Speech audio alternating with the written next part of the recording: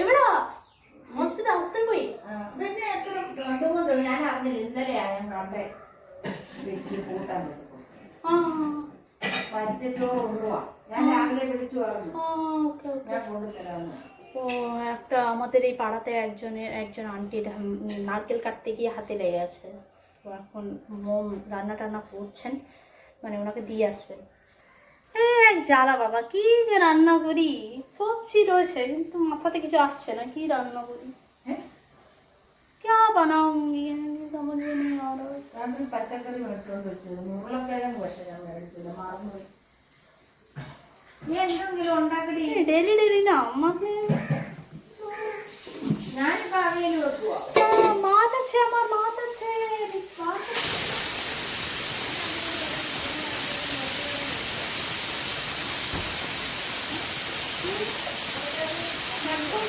একদম বড় মাছ, একদম ফুলে গেছিলাম আমি। മീൻ വെച്ചിട്ടുണ്ട്, अभी 1 आवर ये അത് സാരമില്ല, ഞാൻ മറന്നു, ഇനിയും തുറക്കുമായിരുന്നു।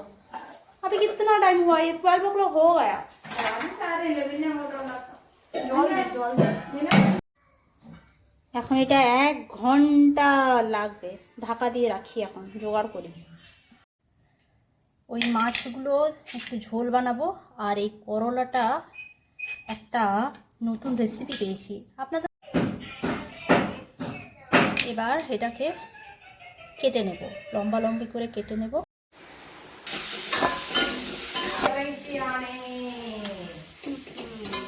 बड़े लोगों का एक ही डिश को कितना टाइप्स का है यार ये बनाता है। വെറൈറ്റി സ്റ്റോഴ്സ്, ഞങ്ങള് ഗോബി സ്റ്റോഴ്സ്, ഗോബി क्या स्टोर? ഗോബി കടയുടെ പേര് സ്റ്റോഴ്സ്।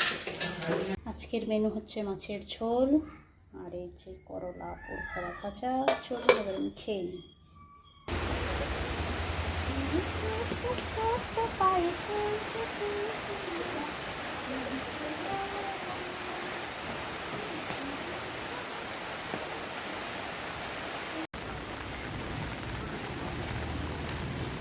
কালকে আমরা এখান থেকে নারকেল কিনেছিলাম, এই যে এখন ঢাকা দেওয়া আছে, বৃষ্টি পড়ছে। এই যে দাদাদের বাড়িতে আমরা নারকেল কিনেছিলাম, কিন্তু এই দাদাদের বাড়িতে দেখুন একটাও নারকেল গাছ নেই।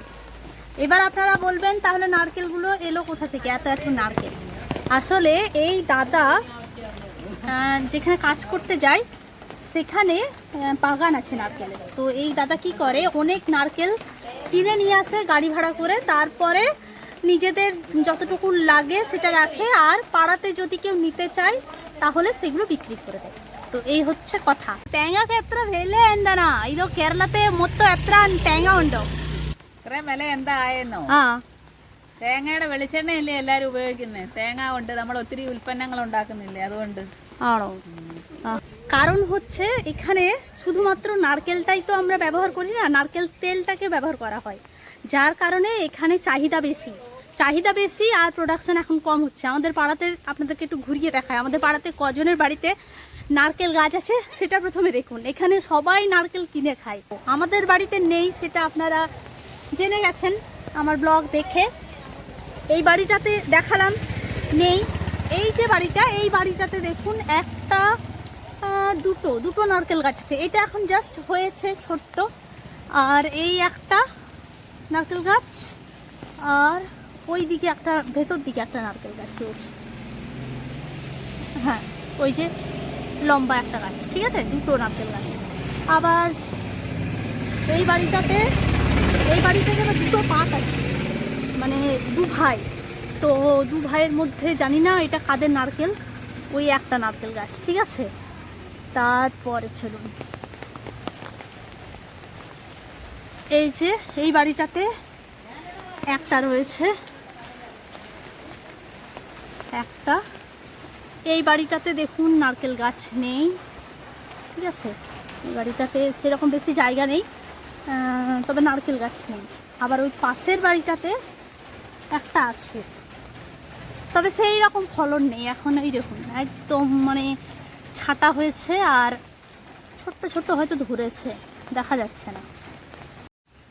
তারপরে এই দেখুন এই বাড়িটাতেও নেই, এই বাড়িটাতে একটা, এই দেখুন একটা দুটো।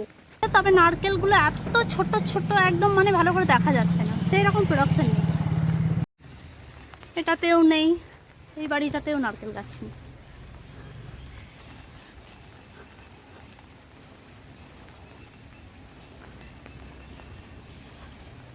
এই দেখুন কোনো নারকেল গাছ নেই। তো মাত্র হাতে গোনা কয়েকটা, মানে আমাদের পাড়ার কথা বলছি, কয়েকটা বাড়ি পেলাম যেখানে নারকেল আছে, নারকেল গাছ আছে, কিন্তু সেই রকম প্রোডাকশন নেই। সারা বছরের নারকেল ওই একটা দুটো গাছে হয় না। আর আন্টি যেটা বললেন যে শুধুমাত্র তো নারকেল ইউজ হচ্ছে না, নারকেল তেলও ইউজ হচ্ছে। এত এত যে নারকেল তেল বানানোর জন্য কত নারকেলের দরকার, যার কারণে নারকেলের দামটা বেশি। যদি শুধুমাত্র নারকেল খাওয়া হতো তাহলে কিন্তু এত দামটা হতো না, কিন্তু নারকেল তেলটা যে ইউজ হচ্ছে সেই জন্য দামটা বেশি। আর আমাদের এখানে প্রোডাকশন সেই রকম নেই। এই যে জায়গাটা আমরা যে জায়গায় থাকি সেটা হচ্ছে আপনার আলিপি আর পতনমদিঠা জেলার বর্ডারে। আমরা আলিপির নামেই মাত্র আছি, একদম শেষের দিকে আছি আমরা, একদম পতনমদিঠার আমাদের গ্রাম। এই যে আমি যে জায়গায় দাঁড়িয়ে আছে আর একটু যদি হেঁটে যান তাহলে ওটা বর্ডার। তো সেই রকম জায়গাতে আমরা আছি, যার কারণে এত দাম। তো এই হলো কথা। তো আজকের এই ছোট্ট ব্লগটা এখানেই শেষ করব। ব্লগটি কেমন লাগলো জানাবেন, ভালো লাগলে একটি লাইক আর শেয়ার করবেন। আর আপনাদের সাথে আমার দেখা হচ্ছে আমার পরের ব্লগে। সবাই খুব ভালো থাকবেন, সুস্থ থাকবেন আর খুব আনন্দ থাকবেন। ধন্যবাদ।